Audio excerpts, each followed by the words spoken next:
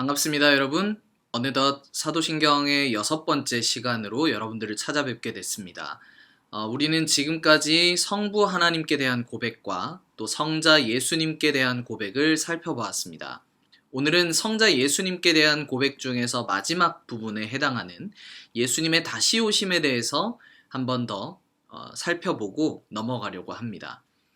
여러분, 재림이라는 단어를 많이 들어보셨을 겁니다. 많은 사람들이 이 재림하면 좀 두렵고 또 왠지 부정적이고 좀 신비한 어떤 그런 재림, 그런 단어를 떠올리시는 것 같습니다.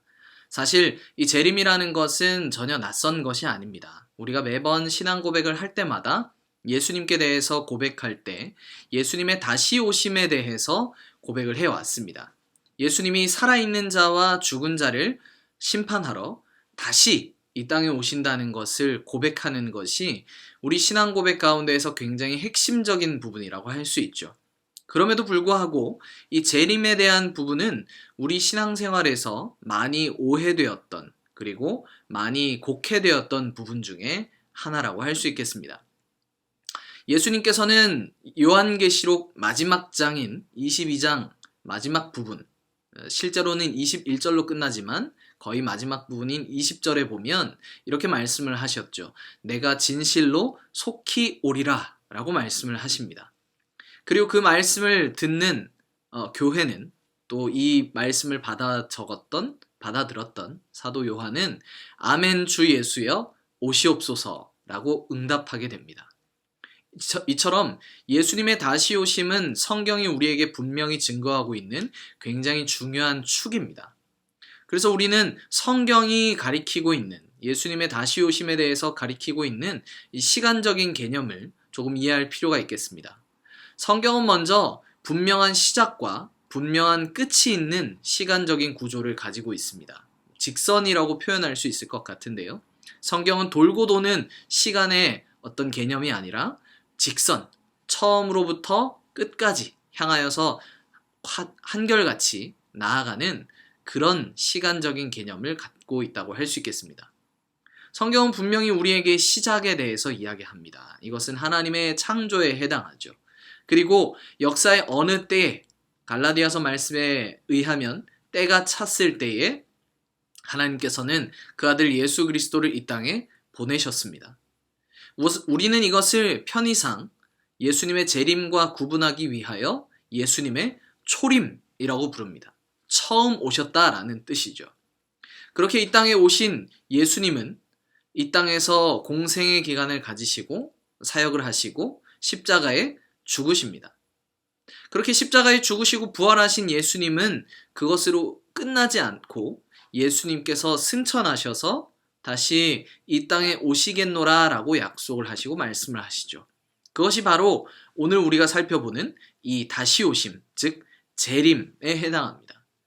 성경은 창조로 시작한 이 시간적인 구조가, 이 시간이 예수님의 다시 오심으로 끝난다라는 것을 분명하게 밝히고 있습니다.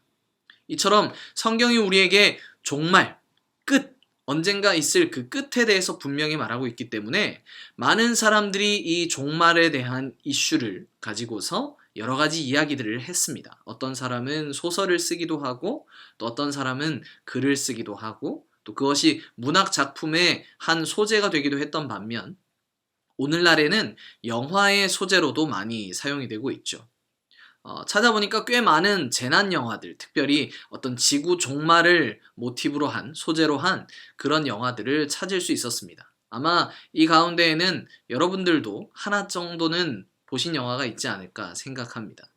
어떤 것은 이 해성의 충돌로 인해서 지구가 종말하는 그런 시나리오를 가지고 있기도 하고요. 기후변화로 인한 지구의 종말, 그런 것들을 사람들이 상상하기도 합니다. 예수님을 믿건 믿지 않건 이렇게 많은 사람들이 끝에 대해서, 그리고 종말에 대해서 생각하며 삽니다. 또 종교라는 틀 안에서 이 종말을, 이 끝을 잘못 이해하고 또 받아들였던 그런 사람들, 또 그런 현상들도 있었던 것을 우리가 확인하게 됩니다. 멀리 교회 역사, 초대교회까지 가지 않더라도, 거슬러 가지 않더라도 한국 사회에서도 그런 비슷한 예가 있었습니다. 1990년대 초반에 다미 선교회라는 선교회가 있었습니다. 이 사람들은 시한부 종말론자들이었는데 그들이 생각하는 어떤 역사의 끝이 있었고 그때가 되면 예수님이 재림하실 것이다. 이렇게 이야기를 했습니다. 지금 듣는 특별히 오늘날 젊은 세대들은 이런 이야기를 들으면 굉장히 이상하게 여기고 코웃음 칠지 모르겠지만 저도 어렸을 때 이 다미 선교회에 대한 기사 그리고 보도를 봤던 기억이 납니다. 많은 사람들이 이 사람들의 가르침에 현혹되어서 일상을 팽개치고 따라가서 그들의 가르침에 동조하고 또 예수님의 재림을 기다렸던 그런 사회적인 현상이 실제로 있었죠. 지금은 지나가버린 일에 불과합니다만 또다시 이런 일이 반복되지 않으리라는 보장이 없는 것 같습니다. 그만큼 많은 사람들이 궁금해하고 또 두려워하고 잘못 이해하고 있는 것이 이 예수님의 재림이라고 할 수 있습니다. 그래서 오늘은 이 예수님의 다시 오심에 대한 신앙 고백을 하는 우리들이 예수님의 재림에 대해서 어떤 견지를 가지고 있어야 하는가, 이것에 대해서 깊게 살펴보고 지나가려고 합니다. 크게 세 가지로 정리를 해보려고 하는데요. 첫 번째로 예수님의 재림, 예수님의 다시 오심의 방식 부분입니다. 성경, 특별히 마태복음 24장은 예수님께서 우리에게 굉장히 중요한 이 종말에 대한 가르침을 주시는 장이죠. 먼저 1차적으로는 예루살렘의 멸망에 대한 말씀을 예수님이 하십니다만 좀 멀리 끌어와서 종말에 대해서도 우리가 생각할 수 있는 부분을 예수님께서 그 말씀 안에 담아주신 것을 보게 됩니다. 특별히 예수님께서는 이 종말의 때에 대해서 분명히 알 수 있는 방식으로, 모두가 확실히 알 수 있는 방식으로 예수님의 재림이, 소위 말하는 종말이 일어나게 될 것임을 분명히 밝히십니다. 마태복음 24장 26절에서 28절 말씀에 보면 예수님께서 이렇게 말씀을 하시죠. 특별히 27절에 번개가 치면 먼 거리에 있는 사람들도 지금 번개가 치고 있구나 라는 사실을 알 수 있는 것처럼, 번쩍번쩍하는 그 빛의 밝음 때문에 알 수 있는 것처럼 예수님의 다시 오심도 그럴 것이다 라고 말씀을 하고 있습니다. 말하자면 예수님은 아주 은밀한 곳에 누군가에게만 비밀리에 밝혀지는 그런 방식으로 이 땅에 오시지 않고 모두가 확실히 알 수 있는 방식으로 오실 것임을 우리로 생각하게 합니다. 물론 이것은 우리 기준에서 어떤 방식인지 여전히 의아하게 여길 수 있는, 불확실하게 여길 수 있는 내용이긴 합니다만, 그러나 우리가 이 말씀 안에서 발견할 수 있는 핵심만 붙잡는다면 어떤 방식인지 정확하게 알 수 없지만 모두가 알 수 있는 그런 방식으로 예수님이 오실 것임을 생각하고 기억할 필요가 있습니다. 그러니 우리는 지금 이 땅에 활동한다고 주장하는 소위 재림 예수들, 자칭 재림 예수들에 대해서 지나치게 관심을 가질 필요가 없겠습니다. 왜냐하면 예수님께서는 다시 오실 때 모두가 분명히 알 수 있는 방식, 그리고 모두가 인정할 수 있는 방식으로 오실 것이라고 말씀하셨기 때문입니다. 두 번째로 예수님의 다시 오심에 대해서 우리가 견지해야 할 중요한 부분은 어떠한 태도를 가져야 하는가 하는 것입니다. 예수님께서는 우리에게 안일한 태도를 갖지 말고 반드시 깨어있을 것을 요청하십니다. 특별히 같은 장인 마태복음 24장에 보면 예수님의 그 다시 오심에 대해서 이야기할 때 중요한 비유를 들죠. 노아 홍수의 비유를 듭니다. 홍수가 일어나는 그날까지도 많은 사람들이 일상에 젖어서 그대로 살고 있던 자신들의 삶의 모습을 고수하는 것을 보게 됩니다. 결국 구원받은 사람들은 노아의 가족뿐이었다고 창세기는 기록하고 있죠. 마치 그것과 같이 예수님께서는 인자의 다시 오심이, 예수님의 다시 오시는 그 사건이 노아의 홍수와 같을 것이다 라고 말씀을 하십니다. 아무도 알 수 없는 때에, 사람들이 방심하고 있는 때에, 사람들의 마음이 나태해졌을 그때에 예수님이 오신다라는 것이죠. 사실 이 말을 잘못 이해하면 예수님이 마치 우리가 나태해지기를 기다리시는 것처럼 여길 수 있습니다만 그렇지 않습니다. 예수님께서는 그때까지, 그 종말의 때까지 깨어있는 것이 쉽지 않다는 것을 아셨기 때문에 이러한 경고의 말씀을 우리에게 미리 주고 계시는 것이죠. 더군다나 36절의 말씀에 보시면 이렇게 예수님이 말씀하십니다. 그날과 그때는 아무도 모르나니 라고 말씀을 하십니다. 심지어 아들, 하나님의 아들이신 예수 그리스도마저도 모르신다 라고 표현하죠. 이것은 예수님의 능력, 전능의 한계를 이야기하는 것이 아니라 예수님의 독특한 위치, 오직 성부께서만 이것을 아시도록 하는 자발적인 제약을 이야기하는 것입니다. 예수님께서는 이렇게 그 날과 그때에 대해서 아무도 알지 못하기 때문에 모든 사람이 깨어서 그것을 기다려야 한다라고 말씀하십니다. 그러니 한번 생각해 보십시오. 우리 주변에 누군가가 예수님이 언제 몇 날 몇 시에 이 땅에 오실 것이다 라고 말하고 있다면 우리는 그 말에 대해서 성경에 비추어서 이것이 잘못된 이야기이고 잘못된 생각이구나 하고 분별할 수 있어야 할 것입니다. 실제로 많은 종말론자들, 시한부 종말론자들이 이런 식의 이야기를 하죠.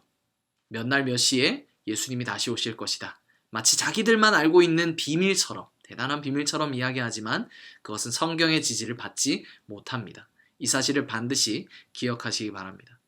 세 번째로 우리가 예수님의 다시 오심과 관련해서 견지해야 할 중요한 태도가 있다면 앞서 나왔던 그 안일함과 연결되는 부분입니다만 우리는 언제나 깨어서 예수님을 기다리는 삶을 살아야 합니다.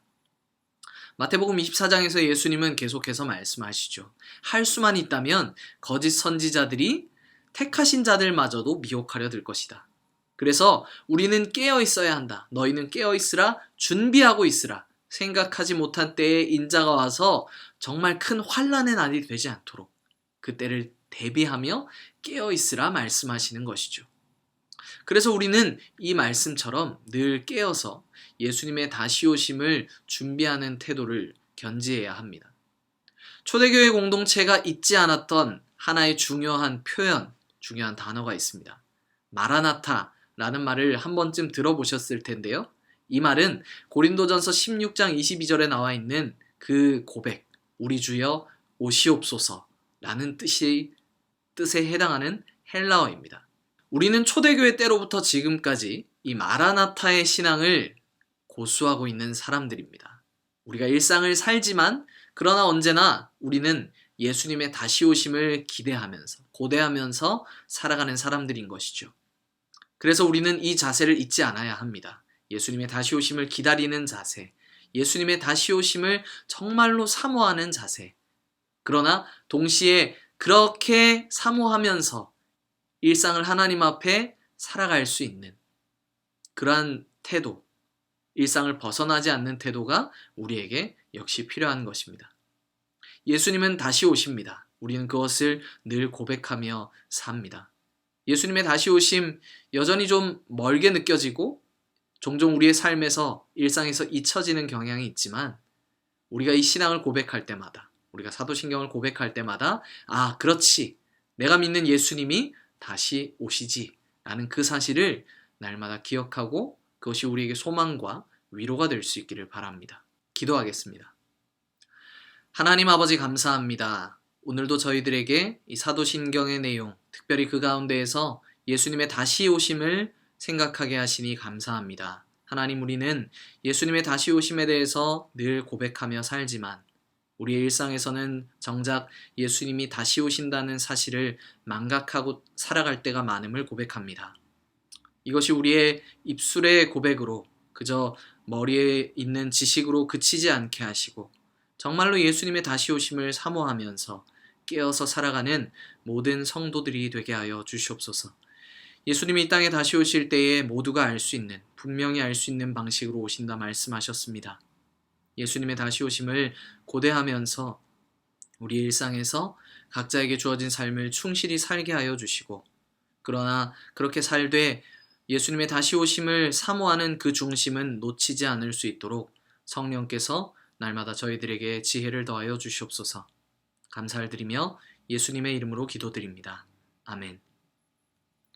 네, 우리는 이렇게 예수님에 대한 신앙 고백까지 살펴보았습니다. 이제 사도신경, 이 교리학당은 두 차례 강의가 남아있는데요. 남아있는 2시간 동안에는 성령께 대한 고백을 살펴보고 이 교리학당을 마무리하려고 합니다. 남은 한 주간 평안하시고 다음 시간에 뵙도록 하겠습니다.